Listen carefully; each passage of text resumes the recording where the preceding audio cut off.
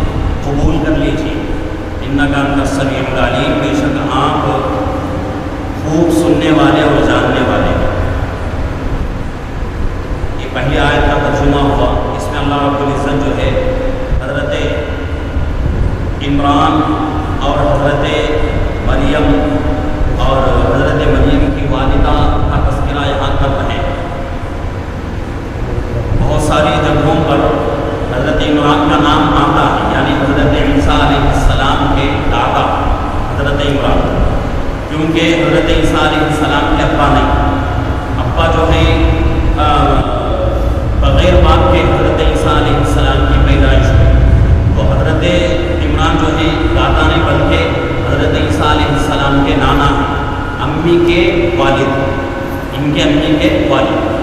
تو حضرت عمران چونکہ حضرت عیسیٰ علیہ السلام کے نانا ہیں، تو ان کی بیوی یعنی ان کی بیوی کا تذکرہ قرآن میں آتا ہے، اور کئی مقامات پر اللہ رب العزت نے ان کا تذکرہ کیا ہے، لیکن ان کا نام قرآن پاک کے اندر موجود نہیں ہے۔ مفسرین فرماتے ہیں کہ بہت سارے مفسرین کا قول ہے کہ حضرت مریم یعنی حضرت عیسیٰ علیہ السلام کی جو نانی ہے ان کا نام حضرت حنہ بنت فاقوس تھا۔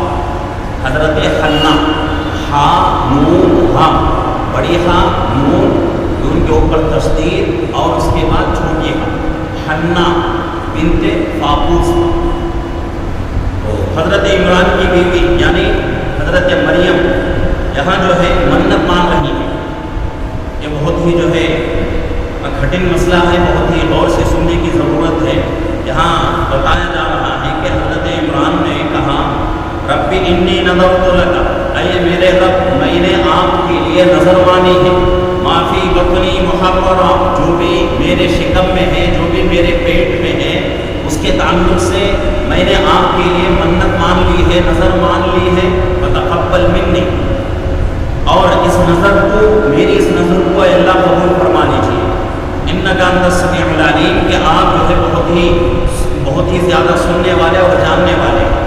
اب یہاں جو ہے حضرت مریم، حضرت عمران کی جو بیوی ہیں یعنی حضرت حنہ بنت فاقوس، ان کو ضرورت کیا تھی منت ماننے کی؟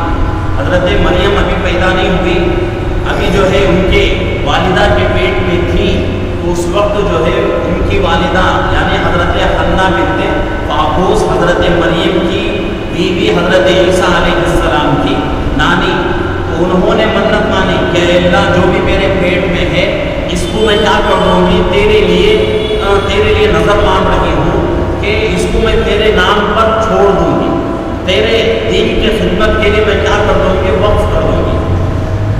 تو یہاں جو ہے حضرات مفسرین فرماتے ہیں کہ یہ حضرت حنہ بنت فاقوس بہت ہی زیادہ ان کی عمر ہو چکی تھی، بہت بوڑھی ہو چکی تھی، لیکن کوئی بچہ ان کے پیٹ سے نہیں پیدا ہوا، ان کے گھر میں کوئی بچے کی پیدائش نہیں ہوئی۔ ایک مرتبہ انہوں نے دیکھا، مفسرین فرماتے ہیں کہ ایک چڑیا جو ہے اپنے بچے کے لیے بہت دور سے دانہ لا کر اپنے بچے کو، یعنی چڑیا جو ہے وہ اپنے بچے کو بہت دور سے دانہ لا کر کھلا رہی ہے۔ یہ ماں کی محبت بچے کے لیے پرندے میں حضرت حنہ بنت فاقوس یعنی حضرت مریم کی والدہ اور حضرت عیسیٰ علیہ السلام کی نانی جان نے دیکھا تو ان کو بہت پیارا ہے، اس واقعے کے اوپر، اس جو ہے چڑیا کے عمل کے اوپر بہت پیار آیا، بہت محبت آئی ان کے دل کے اندر۔ انہوں نے اللہ رب العزت سے دعا کی کہ اللہ یہ چڑیا اپنے بچے کو اتنی محبت کر رہی ہے اور ماں کی محبت اتنی جو ہے اونچی ہوتی ہے، اے اللہ میرے گھر میں بھی ایک بچہ عطا فرما دے۔ تو یہ دعا حضرت حنہ بنت فاقوس نے اللہ سے کی۔ تو مفسرین فرماتے ہیں کہ جب انہوں نے دعا کی تو اللہ رب العزت نے فوراً ان کی دعا قبول فرمائی، اور کچھ دنوں کے اندر ہی، حالانکہ حضرت حنہ بنت فاقوس حضرت مریم کی والدہ اور حضرت عیسیٰ علیہ السلام کی نانی جان بوڑھی ہو چکی تھی، اور اتنی بوڑھی ہو چکی تھی کہ اس عمر میں کوئی عورت حاملہ نہیں ہوتی، تو ایسی عمر کو پہنچ چکی تھی، لیکن پھر بھی اللہ رب العزت نے اپنے قدرت سے ان کے پیٹ کے اندر حمل قرار پانے کا ایک ذریعہ بنا دیا، اور حمل جو ہے قرار پا لیا۔ تو انہوں نے اللہ رب العزت سے دعا کی کہ اللہ رب العزت میرے پیٹ میں جو بھی ہے تو بہتر جانتا ہے، اور اس کو میں تیرے دین کے لیے وقف کرنا چاہتی ہوں، اور یہ نظر میں مان رہی ہوں۔ اب یہ کیوں واقعہ پیش آیا، وجہ اس کی یہ ہے، حضرات مفسرین فرماتے ہیں کہ اس زمانے میں ایک معمول تھا کہ جس کے گھر میں لڑکا پیدا ہوتا تھا وہ گھر والے کیا کرتے تھے، نظر مان کر اللہ کے دین کے لیے اپنے بچوں کو قربان کر دیتے تھے، وقف کر دیتے تھے، اور وہ بچہ اگر صرف دین کے لیے ہی، دنیا کا کوئی کام بچہ نہیں کرتا، چاہے فاقے میں رہ کر اس کی زندگی کو گزارنا پڑے، اس کی جو ہے والدین کو پرواہ نہیں ہوتی تھی، اپنے بچے کی جو ہے فکر پیشاب نہیں کرتے تھے وہ لوگ، بس انہوں نے منت مانی ہے تو منت کو پورا کرتے تھے اور پورا کرنے کے لیے اپنے بچوں کو دین کے لیے وقف کر دیتے تھے، قربان کر دیتے تھے۔ تو اس طرح کا معمول اس زمانے میں تھا۔ تو اسی طریقے سے حضرت حنہ بنت فاقوس کے دل کے اندر یہ تڑپ پیدا ہوئی کہ اس بڑھاپے کی عمر میں اللہ میری دعا قبول فرما رہے ہیں، میرے گھر میں بچہ پیدا ہو رہا ہے، تو چلو شکرانے کے طور پر کیا کروں، میں اپنے بچے کو دین کے لیے وقف کر دوں۔ تو انہوں نے نظر مان لی۔ اب آگے فرمایا جا رہا ہے فتقبل منی، جو بھی میرے پیٹ میں ہے اے اللہ میں اس کو کیا کر دوں گا تیرے لیے، کیا کروں گی تیرے لیے، وقف کر دوں گی۔ اور اس نظر کو میں یہ نظر مان رہی ہوں، نظر بھی مان رہی ہے، پھر اللہ سے دعا بھی کر رہی ہے۔ ایک ہمارے لیے ایک عبرت کا مقام ہے، یہ جو ہے ایک نمونہ ہے ہمارے لیے کہ ہم جو ہے عبادتیں کرتے ہیں اور عبادتیں کر کے اپنی عبادتوں کے اوپر فخر کرتے ہیں اور اپنے آپ کو جو ہے بہت بڑا عابد سمجھ جاتے ہیں اور یہ سمجھتے ہیں کہ بھائی ہم اللہ کی عبادت کرنے والے، اللہ کے حکموں کو ہم پورا کرنے والے۔ ہم اللہ سے کبھی یہ دعا نہیں کرتے کہ اللہ ہم عبادت کر رہے ہیں، ہماری عبادتوں کو قبول فرمائے۔ بھولے سے بھی ہماری زبانوں سے یہ دعائیں نہیں نکلتی، لیکن حضرت حنہ بنت فاقوس کا عمل کیا ہے کہ نظر مان رہی ہے، اس کے بعد اللہ سے دعا بھی کر رہی ہے فتقبل منی، اے اللہ میری اس نظر کو قبول بھی فرما لے۔ اس کے بعد انک انت السمیع العلیم، اللہ کی دو صفتیں بیان ہو رہی ہیں کہ بے شک اے اللہ تیری صفت، تیری قدرت کیسی ہے، تو بہت ہی بہترین سننے والا اور بہت ہی بہترین جاننے والا ہے۔ اللہ سے زیادہ کوئی ذات سننے والی نہیں، اللہ سے زیادہ کسی چیز کو کوئی جاننے والی نہیں ہے۔ دوسری آیت جس میں اب جو ہے پہلے آیت میں منت کا تذکرہ ہو رہا ہے، نظر کا تذکرہ ہو رہا ہے، دوسری آیت میں بچے کی پیدائش کا تذکرہ ہو رہا ہے۔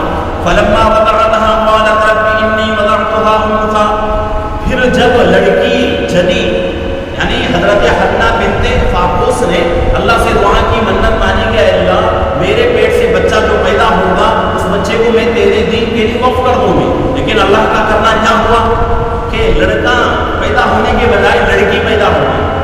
حضرت حنہ بنت فاقوس کا پورا ارادہ یہ تھا کہ میرے گھر میں لڑکا پیدا ہوگا تو میں اس کو کیا کر دوں گی، دین کے لیے وقف کر دوں گی، لیکن لڑکا پیدا نہیں ہوا، لڑکی پیدا ہوگی۔ یہاں فرمایا جا رہا ہے فلما وضعتها قالت رب انی وضعتها انثى، پھر جب لڑکی جنی کہنے لگی کہ اے میرے پروردگار میں نے تو وہ حمل لڑکی جنی، یعنی میرے پیٹ میں جو حمل قرار پایا تھا اے اللہ اس حمل سے میں نے لڑکا نہیں جنا ہے بلکہ لڑکی جنی ہے، میرے پیٹ سے لڑکی پیدا ہو رہی ہے۔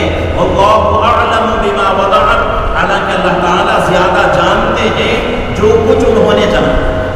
اللہ کو بولنے کی ضرورت نہیں، اللہ کو کہنے کی ضرورت نہیں ہے کہ اللہ میں میرے پیٹ سے جو بچہ پیدا ہو رہا ہے وہ لڑکا نہیں ہے بلکہ لڑکی ہے، لیکن پھر بھی حضرت حنہ بنت فاقوس کہہ رہی ہے کہ اللہ میرے پیٹ سے لڑکا پیدا ہونے کے بجائے لڑکی پیدا ہو رہی ہے، اور تو بہت ہی بہترین طریقے سے جانتا ہے کہ میرے پیٹ سے بچہ پیدا ہو رہا ہے یا بچے پیدا ہو رہی ہے۔ اب یہاں جو ہے ایک مسئلے کی، دو مسئلے کی وضاحت ضروری ہے۔ ایک مسئلہ یہ ہے کہ بھئی کیا آج ہم نظر مان سکتے ہیں، تو اس مسئلے کے اوپر پیچھے تفسیر کے اندر ہی یہ مسئلہ کچھ مہینے پہلے جو ہے بیان ہو چکا تھا۔ اگر آپ کے ذہنوں میں بات ہوگی، اگر مسئلہ ہوگا تو آپ کے لیے سمجھنا آسان ہو جائے گا اور وہ بات یاد آ جائے گی کہ اس وقت یہ مسئلہ میں نے اس مسئلے کی وضاحت کی تھی کہ اگر کوئی آدمی نظر ماننا چاہے تو مان سکتا ہے، منت کرنا چاہے تو کر سکتا ہے، لیکن اس کے لیے شرط کیا ہے نظر ماننے کے لیے، منت کرنے کے لیے کہ اچھی چیزوں کی منت مانے، اچھی چیزوں کی نظر مانے۔ گناہوں کی منت جائز نہیں ہے شریعت کے اندر، گناہ کرنے کی، اللہ کے حکموں کو توڑنے کی منت اگر کوئی آدمی مانتا ہے تو وہ آدمی گنہگار۔ اگر کوئی آدمی اللہ کے حکم کو پورا کرنے کے لیے منت مانتا ہے تو تفسیروں میں فرمایا گیا ہے کہ اللہ کے حکموں کو پورا کرنے کی منت ماننا، اللہ کی عبادتوں کو کرنے کی منت ماننا، یہ منت بھی عبادت میں شامل، یہ نظر بھی عبادت میں شامل ہو جائے گا۔ تو یہ جو ہے ایک مسئلہ ہے۔ اور دوسرا مسئلہ یہ ہے کہ بھئی اگر کوئی آدمی گناہ کی منت مان لیا، اللہ کے حکموں کو توڑنے کی نظر مان لیا، تو اب وہ آدمی کیا کرے؟ تو اس کا جواب یہی ہے کہ وہ آدمی اپنے نظر کو توڑ دے، اپنے منت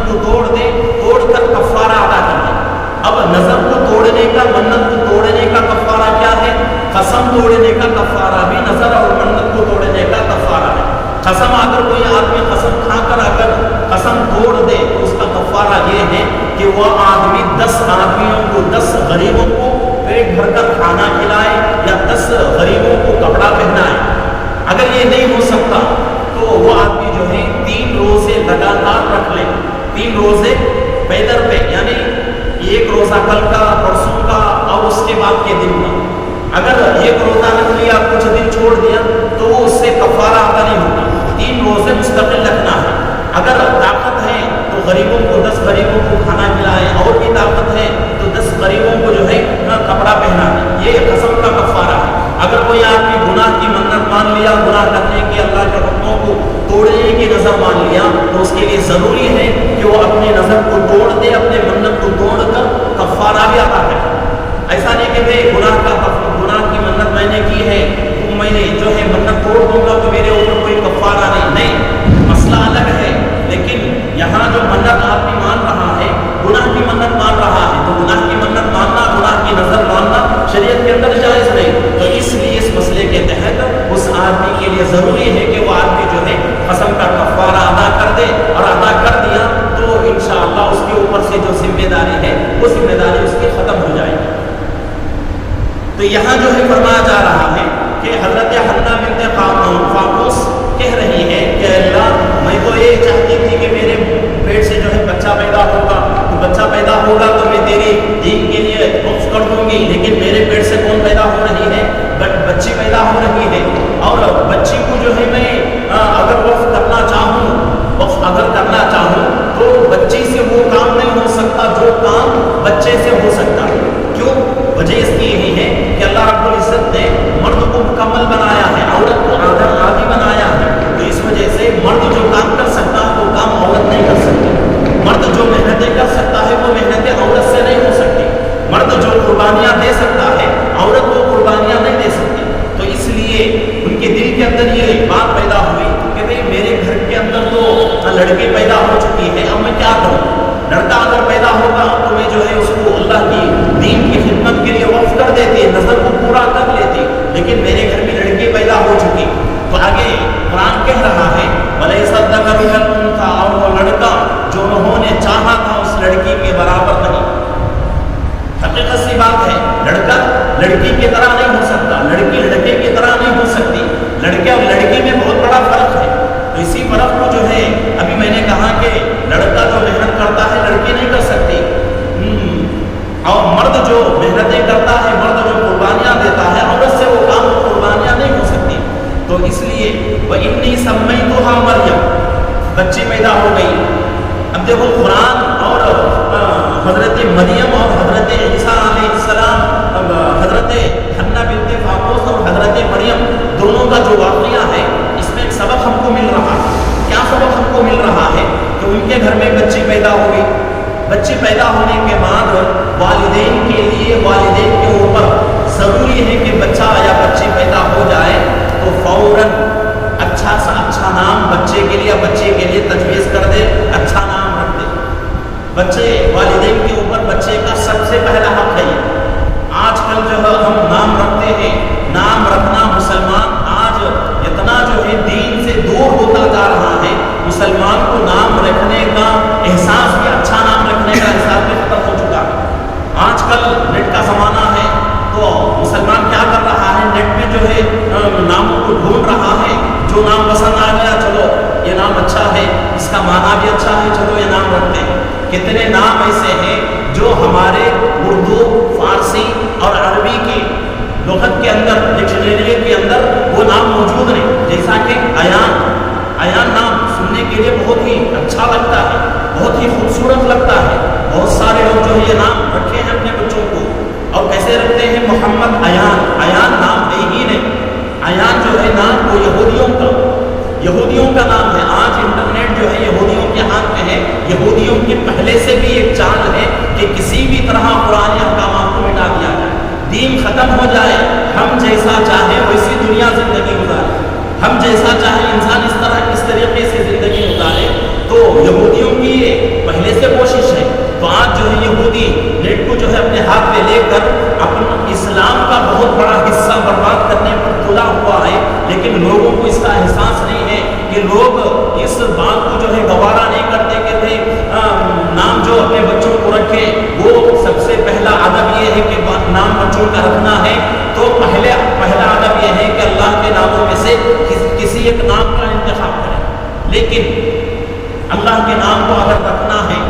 اللہ کا نام اگر کوئی نام ہمیں پسند آ گیا، وہ نام اگر ہم اپنے بچے کو رکھتے ہیں، جیسا کہ بہت سارے نام قدیر ہیں، اللہ کا ایک صفاتی نام ہے، متین ہے، اللہ کا صفاتی نام ہے، تو یہ نام اگر ہم رکھتے ہیں تو اپنے بچوں کو ہم قدیر کہہ کر نہیں پکاریں گے، متین کہہ کر نہیں پکاریں گے، بلکہ عبد القدیر، عبد المتین.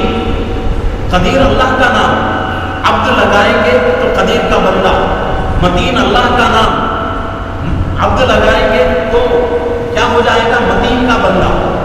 تو اس طریقے سے جو ہے اللہ کا اگر نام رکھنا ہے تو اس کا ادب یہ ہے کہ اللہ کے نام سے پہلے عبد ضرور لگا کر اپنے بچے کا نام رکھنا ہے، اور جب پکارے تو عبد کہہ کر باقی کا نام پکارنا ضروری ہے.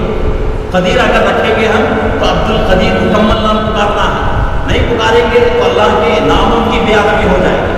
تو آج کل جو ہے ہمیں اتنا جو ہے اللہ کے ناموں کا ہم جو ہے حفاظت نہیں کر سکتے، تو بہتر یہ ہے کہ اللہ کے ناموں کو چھوڑ کر انبیاء کے ناموں کے نام دیکھیں، اور انبیاء کے ناموں میں سے، نبیوں کے ناموں میں سے کوئی نام پسند آ جائے تو وہ نام اپنے بچے کو رکھ لیں. بھائی نبیوں کے نام ہمیں پسند نہیں آتے تو صحابیوں کے نام بہت سارے ہیں، بہت سارے صحابی ہیں، اس میں سے کسی ایک صحابی کا نام لے کر اپنے بچے کا نام رکھیں تو اس سے جو ہے انشاءاللہ بچے کی زندگی کے اوپر بہترین اثر پڑے، بہترین اثر پڑے گا. اور ہمارے استاد محترم حضرت مفتی سید احمد صاحب پالنپوری رحمۃ اللہ علیہ فرماتے ہیں کہ صحابہ کے نام رکھنے کا بھی ایک طریقہ یہ ہے کہ ان صحابہ کا نام رکھے جن کا نام اللہ کے نبی صلی اللہ علیہ وسلم نے اسلام لانے کے بعد بدل دیا، وہ نام رکھے، یا جن کی پیدائش ایمان کی حالت میں ہوئی ہو ان کا جو نام ہے وہ نام رکھے. اسلام لانے سے پہلے، اسلام آنے سے پہلے جن صحابہ کا جو نام تھا وہ نام اگر ویسے ہی نام سے جو ہے ان کی جو ہے زندگی گزر رہی ہے اور اللہ کے نبی صلی اللہ علیہ وسلم نے ان کا نام بدل دیا ہے، تو ہمارے لیے بھی ضروری ہے کہ وہ قرآن کے نام کو چھوڑنا ہی ہے. جو جاہلیت کا زمانے کا نام ہے اللہ کے نبی نے اس کو بدل دیا ہے، تو ہمارے لیے بھی ضروری ہے کہ ہم بھی بدل کر اللہ کے نبی صلی اللہ علیہ وسلم نے جو نام رکھا ہے وہ نام رکھیں. تو یہ جو ہے نام رکھنے کا ادب ہے. اور حضرت حنہ بنت قابوس، ان کے گھر کے اندر بچی پیدا ہوئی، انہوں نے اپنا حق پورا کر دیا. پہلا حق کیا ہے؟ بچے کا نام رکھنا. انہوں نے نام رکھا اپنے بچے کا مریم نام رکھا. تو یہاں جو ہے ایک اعتراض ہو سکتا ہے، ایک اعتراض ہو سکتا ہے، اپنے دلوں کے اندر یہ بات پیدا ہو سکتی ہے کہ ان کے گھر میں بچی پیدا ہو رہی ہے اور والدہ جو ہے، بچی کی امی جو ہے نام رکھ رہی ہے، کیا بچے کے ابا کو نام رکھنے کا حق نہیں ہے؟ تو شریعت جو ہے بچوں کے معاملے میں، ہر معاملے میں باپ کو ہی اختیار دیتی ہے، چاہے نام رکھنا ہو، چاہے نام بدلنا ہو، چاہے بچوں کی شادیوں کا معاملہ ہو، چاہے تعلیم کا معاملہ ہو، کوئی بھی چھوٹا معاملہ بڑا معاملہ، ہر معاملہ باپ سے تعلق رکھتا ہے.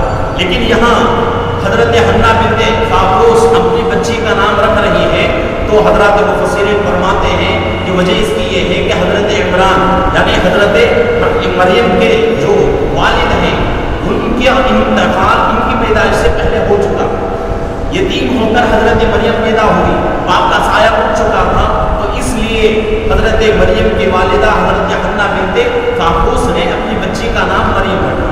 اب مریم کا معنی کیا ہے؟ مریم کا معنی کیا ہے؟ دو معنی آتے ہیں، ایک معنی عابدہ یعنی عبادت کرنے والی، اور ایک معنی خادمہ خدمت کرنے والی.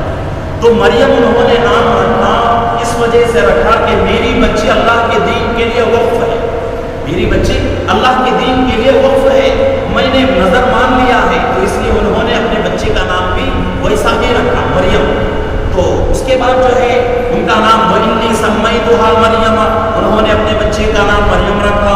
وَإِنِّي أُعِيدُهَا بِكَ، مریم رکھ کر اللہ سے دعا کر رہی ہے. یہ ہمارے لیے ایک نمونہ ہے اور ہمارے لیے ایک عبرت ہے.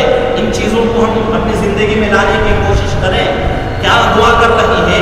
وَإِنِّي أُعِيدُهَا بِكَ وَذُرِّيَّتَهَا مِنَ الشَّيْطَانِ الرَّجِيمِ، اے اللہ میں اپنی بچی اور اس کے بچوں کو تیری حفاظت میں دے رہی ہوں شیطان مردود سے. پناہ مانگتی ہوں کہ شیطان مردود میری بچی کو، اس کے بچوں کو جو ہے بہکائے نہ، میرے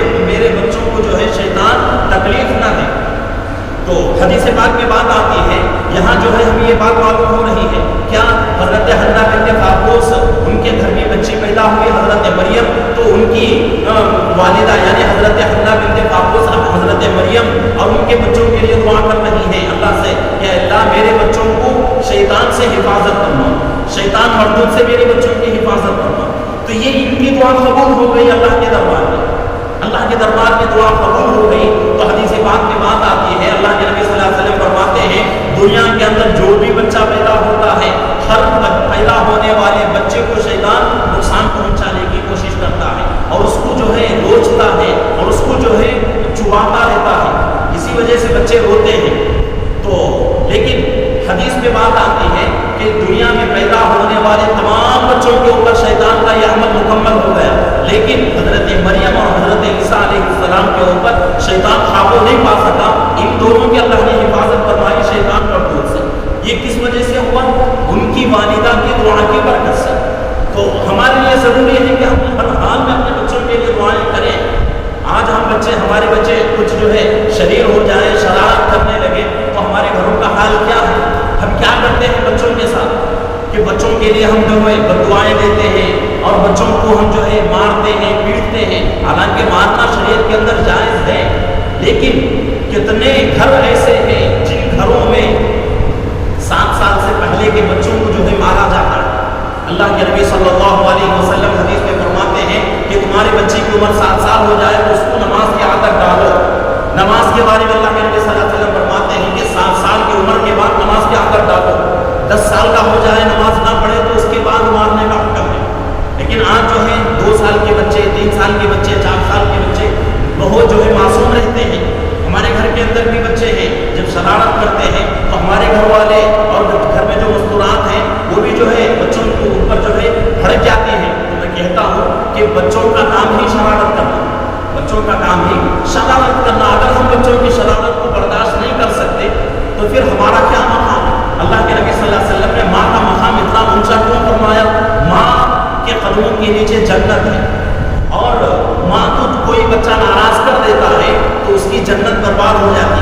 اتنا مقام اللہ کے نبی نے کیوں اونچا کیا؟ اسی وجہ سے یہ پریشانیاں ماں جھیلتی ہیں. ایک زمانہ تھا مائیں جو ہے ان پریشانیوں کو آرام سے جھیلتی تھی، لیکن آج کا زمانہ کیسا ہے؟ چھوٹی چھوٹی بات کے اوپر بچوں کو ڈانٹنا اور بچوں کو مارنا، یہ جو ہے سب کچھ ہوتا رہتا ہے. اور اس سے بھی بڑا ظلم بچوں کے اوپر، میں تو اس کو جو ہے ظلم بھی کہتا ہوں کہ بچوں کی عمر 5 سال ہوتی ہے فوراً بچوں کو لے کے جا کے جو ہے اسکول میں ڈال دیتے ہیں. اسکول میں ڈال دیتے ہیں کہ 5 سال کا بچہ اسکول میں جائے گا تو اس کے دماغ کے اوپر کتنا بوجھ پڑے گا. 7 سال کے بعد نماز کا حکم دیا گیا شریعت کے اندر. ہمارے اکابر فرماتے ہیں کہ جس گھر کے بچے جن کی عمر 5 سال یا اس سے پہلے جن گھر والے اپنے بچوں کو اتنی چھوٹی عمر میں اسکول میں ڈال دیتے ہیں تو کسی بھی حال میں وہ بچہ جو ہے بڑا ہو کر اپنے والدین کی فرمانبرداری میں زندگی نہیں گزارتا. کیوں؟ وجہ اس کی یہ ہے کہ وہ عمر جو بچے کی ہے 5 سال کی، 4 سال کی، 6 سال کی، کھانے پینے کی عمر، کھیلنے کودنے کی عمر، اس عمر میں ہم بچے کو کیا کرتے ہیں؟ قید کر دیتے ہیں. وہ بچے کو ہم کیا کر دیتے ہیں؟ مجبور کر دیتے ہیں. مجبور کر کے اس کو جو ہے روتا رہتا ہے بچہ، چیختا رہتا ہے، پھر بھی جو ہے ہم رحم نہیں کرتے، اس کو لے جا کے اسکول میں ڈال دیتے ہیں. تو پھر ہمارے بچے ہماری خدمت کیوں کریں؟ ہمارے بچوں کے دلوں کے اندر ہماری محبت کیسے آئے گی؟ اب جو ہے اس بات کے اوپر ایک اشکال ہوتا ہے کہ مفتی صاحب اگر 7 سال کے بعد اگر بچوں کو اسکول میں ڈالا جائے تو بچے کب پڑھیں گے؟ کب جو ہے ان کی تربیت ہوگی؟ تو اس کا جواب سادہ سیدھا جواب یہی ہے کہ اللہ کے نبی صلی اللہ علیہ وسلم نے 7 سال کی عمر تک نماز کا حکم نہیں فرمایا. کیوں نہیں فرمایا؟ وجہ اس کی یہ ہے کہ بچہ 7 سال اپنے گھر میں رہ کر اپنے والد کو، اپنی والدہ کو دیکھ کر 7 سال تک اس کی تربیت ہو جائے. اس وجہ سے آج ہم کیا کرتے ہیں؟ ہمارے دلوں کے اندر یہی بات رہتی ہے کہ ہمارے بچے اگر اسکول میں نہیں بھیجیں گے تو وہاں ان کی جو ہے بچے خراب ہو جائیں گے، تربیت نہیں ہو سکتی. اور مسجد میں بیٹھا ہوں، اللہ کا کلام میرے سامنے ہے. دنیا کا کوئی اسکول بچے کو تربیت نہیں دے سکتا. دنیا کا کوئی اسکول، کوئی کالج ایسا نہیں ہے دنیا کا کہ بچے کو انسان بنا سکے. صرف وہاں ایک فن دیا جاتا ہے، ایک فن دیا جاتا ہے، بچے کو انسان نہیں بنایا جاتا. انسان کہاں بنتا ہے بچہ؟ 7 سال سے پہلے اس کی تربیت ہو جائے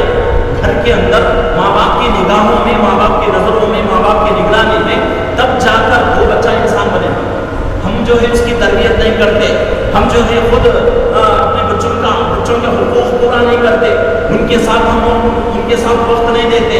اب اگر خالی وقت ہمارے پاس ہے پھر بھی ہم کیا کرتے ہیں، ہمارا عمل کیا ہے؟ آج کل جو نظام چلا ہوا ہے گھروں کا اتنا برباد ہو رہا ہے کہ موبائل ہر آدمی کے پاس، اور ہر آدمی کی دنیا الگ الگ. گھر میں 10 لوگ اگر گھر میں ہوں تو 10 لوگوں کی دنیا الگ الگ ہے. ہر آدمی آتا ہے گھر میں، آ کر فوراً اپنے کپڑے بدلتا ہے، بدل کر جو ہے ہر آدمی اپنے موبائل میں گھسا ہوا.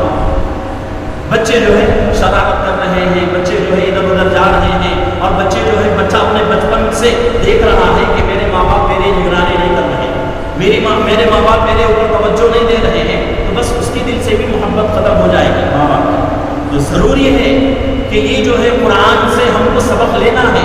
حضرت مریم، حضرت حنا بنت فاقوس، ان کے گھر میں بچی پیدا ہوئی تو فوراً ان کا نام رکھا، اچھا نام رکھا. یہ ہمارے لیے ضروری ہے کہ ہم بھی جو ہے اپنے بچوں کا نام اچھا رکھیں. اچھا رکھنے کا مطلب کیا ہے؟ ایسا نام کا تجویز کریں، ایسے نام کا انتخاب کریں جو نام قرآن حدیث سے ثابت ہو. ضروری ہے جیسا مرضی آیا ویسا نام رکھ لیا. ہم پڑھتے تھے مدرسے کے اندر، ابھی فرحانیہ قدری کے اندر، تو ایک ساتھی آئے ہمارے استاد محترم کے پاس آ کر، انہوں نے کہا کہ میرے گھر میں بچے پیدا ہوئے ہیں، میں نے قرآن سے نام رکھا. حضرت نے پوچھا کہ کیا نام رکھا؟ تو انہوں نے کہا نفاس. قرآن میں موجود ہے لیکن نفاس انہوں نے نام رکھا. اب یہاں میں کہہ رہا ہوں کہ قرآن حدیث سے ہمارے بچوں کا نام میل آئے. ایسا بھی نہیں کہ قرآن اٹھائیں، جو جس لفظ کے اوپر ہماری نگاہ پڑ جائے وہی نام بچے کا رکھیں، یہ بھی حق نہیں ہے بچے کا. نفاس کس کو کہتے ہیں؟ بچے کی پیدائش کے بعد جو گندا خون نکلتا ہے اس کو نفاس کہا جاتا ہے. اگر وہ نام بچے کو رکھ دیا جائے، بچے کا رکھ دیا جائے تو اس کے اوپر اچھے اثرات کیسے آئے؟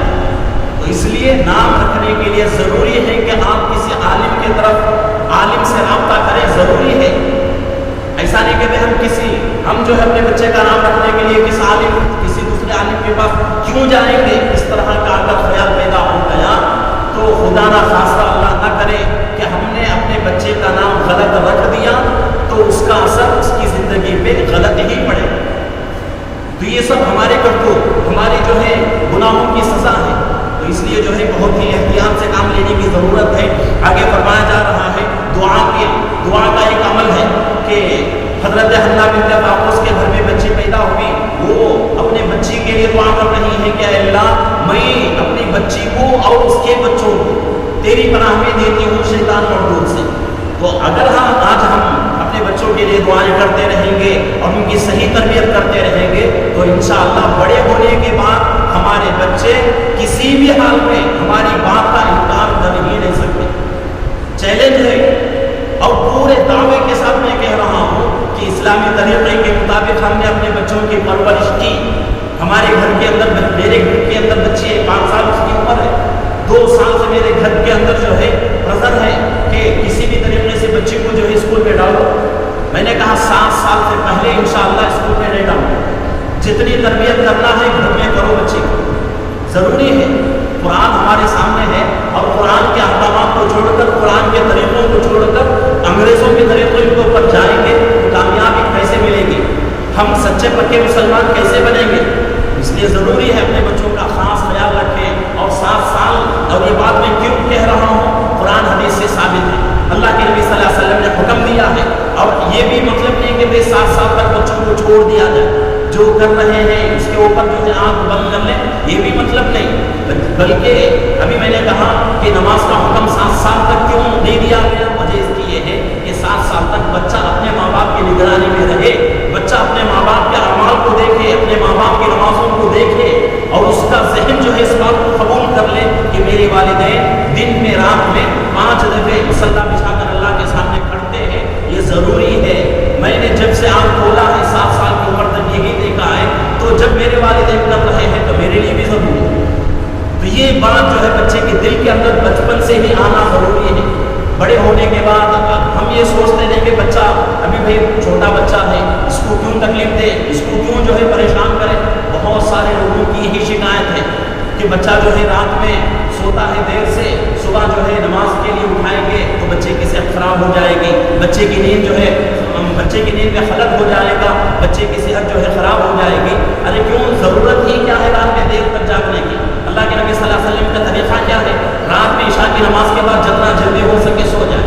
اور اپنے صحت کو برقرار رکھنا ہے تو حدیث کے مطابق تہجد میں اٹھنا ضروری ہے. تہجد میں اٹھیں گے، اللہ کے نبی صلی اللہ علیہ وسلم فرماتے ہیں جو مسلمان تہجد پڑھنے کا عادی بنے گا، اللہ رب العزت 2 چیزیں دیں گے. ایک، دنیا کی آفتوں سے بچائیں گے، دنیا کی پریشانیوں سے بچائیں گے، اور بیماریوں سے بھی اللہ بچائے گا. تو صبح اٹھنے کا فائدہ کیا ہے؟ صحت اچھی رہے گی ہماری. تو ہم آج جس طرح عمل کر رہے ہیں یہ پورا اسلامی طریقے کے مخالف ہے، اس کو بدلنے کی ضرورت ہے. جب تک ہم نہیں بدلیں گے تو ہماری صحت بھی اچھی نہیں ہو سکتی، بیماریوں سے ہماری زندگی جو ہے نجات نہیں پا سکتی، اور پریشانیوں سے بھی ہماری زندگی نجات نہیں پا سکتی. تو اس لیے ضروری ہے کہ ہم جو ہے اسلامی طریقے کے مطابق زندگی گزاریں. اب آگے جو ہے ایک آیت اور بھی ہے، لیکن جو ہے ابھی 5 منٹ زیادہ ہو چکے ہیں وقت سے، تو انشاءاللہ یہ آیت کی تفسیر آئندہ مجلس میں کروں گا. تو آخری جو ہے حصہ آیت کا وَإِنِّي سَمَّيْتُهَا مَرْيَمَ وَإِنِّي أُعِيذُهَا بِكَ وَذُرِّيَّتَهَا مِنَ الشَّيْطَانِ الرَّجِيمِ. جب ان کے گھر میں بچے پیدا ہوئے تو انہوں نے اپنے بچے کا نام مریم رکھا، اور اس کے بعد بچے کے حق میں اور بچی کے بچوں کے حق میں بھی دعا کر رہی ہیں. نانی ہے حضرت مریم کی والدہ حضرت حنہ بنت فاقوس، وہ اگر اپنے بچے کے حق میں دعا کر رہی ہیں، والدین کا حق ہے بچوں کے حق میں دعا کریں، لیکن اپنے نواسیوں کے لیے بھی دعا کر رہی ہے. تو یہ بھی ہمارے لیے ایک نمونہ ہے کہ ہم کیا کریں، اپنے بچوں کے حق میں دعا کریں، اور ہمارے گھر سے اور ہمارے خاندان سے آئندہ جو نسل آ رہی ہے اس نسل کے لیے بھی نیک دینداری کے لیے اور اچھے اخلاق کے لیے ان کے لیے بھی دعائیں کریں. ہو سکتا ہے اللہ رب العزت کسی وقت ہماری دعا قبول فرما لے، اور ہماری دعا جب قبول ہو جائے تو اللہ رب العزت جو ہے ہماری نسلوں کو قبول کر لیں گے، ہماری نسلوں کے اندر دینداری باقی رہے گی. تو یہ تمام چیزیں جو ہے ہمارے لیے ایک راہ عمل ہے، اور عمل کرنے کا ایک بہترین طریقہ ہمارے پاس موجود ہے قرآن. تو اس کے احکامات کے مطابق اور اللہ کے فرمانوں کے مطابق زندگی گزاریں گے تو انشاءاللہ دنیا کی ہر پریشانی سے ہماری نجات ہو جائے، دنیا کی ہر مصیبت سے ہم بچ سکیں گے.